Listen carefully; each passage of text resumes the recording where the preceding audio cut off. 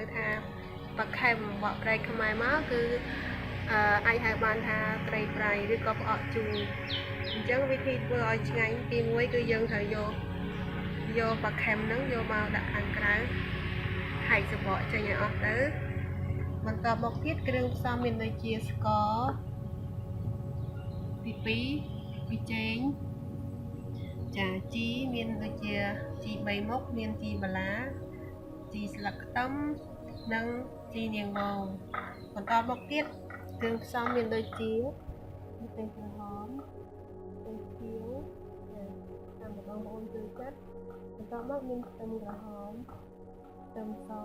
និងក្រូចឆ្មានេះគឺបងប្អូនតាមដានទាំងអស់គ្នាខ្ញុំនឹងធ្វើវីដេអូបង្ហាញអំពីរូបភាពធ្វើម្ហូបនឹងដើម្បីឲ្យបងប្អូនទស្សនានិង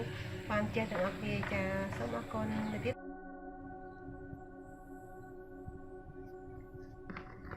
អូ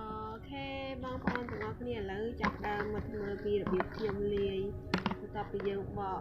ខំរួចហើយយើងយកមកលាយគ្រឿងណាបងប្អូនមានដូចជា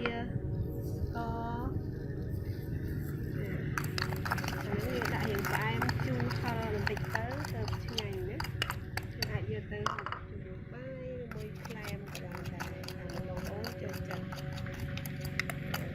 ដាក់ស្ករហើយដាក់ចេកបន្តមកទៀតយើងអាចដាក់ទឹកឆ្មាដើម្បីមានជាតិជូរល្អ